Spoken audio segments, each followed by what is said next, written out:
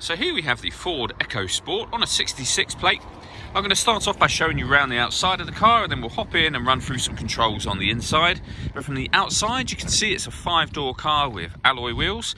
Let's start off inside the boot and then work our way around the rest of the car from there. So as we approach the back of the car, you'll see we have reversing sensors, plenty of boot space as well, along with that 60/40 split folding rear seat. Okay, so we're just going to work our way back round to the front of the car, and then we'll hop in and run through some controls on the inside. But now that we've done a full circle of it, you can see it's in excellent condition the whole way round.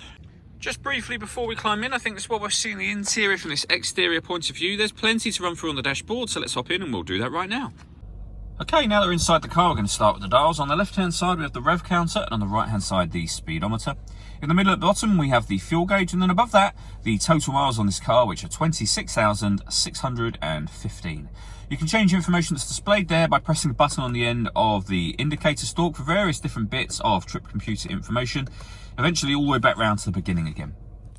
If we back out to the steering wheel, on the left-hand side, we have stereo controls.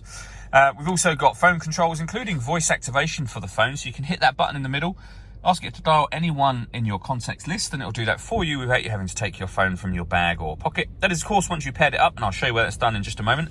On the right-hand side, we have cruise control. So over in the centre, using this stereo and the phone button just there, and then the screen directly above it, that is where you will pair your phone. We're not going to do that at the moment, of course. When it comes to music in this car, we have a few choices. So we have radio first of all, so FM, as you can see, AM, and then back round to the beginning again. If you want to listen to your own music, you can do that via the CD player. There's no CD inserted at the moment, as it will show you there. This car's also got USB input, auxiliary input as well, and Bluetooth audio, so you can stream your music wirelessly via Bluetooth once you've paired your phone, of course.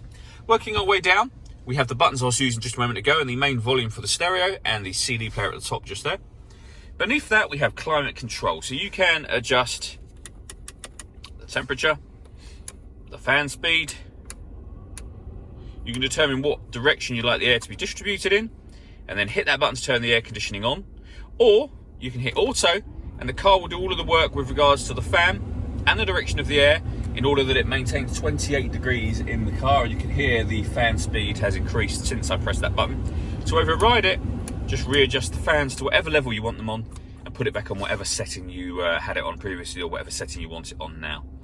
We've also got a proper heated front screen and heated front and rear screen here, so front and rear at the bottom. We've got heated driver and passenger seats, both with 2 different heat settings each. We then have a 5-speed manual gearbox, a 12-volt charging socket, and the auxiliary and USB input that I mentioned a moment ago. All that leaves me to say is thank you for taking the time to watch this video. If you'd like to come and see the car in person and have a test drive, please feel free to call any of our MJA sites. We'd love to hear from you soon.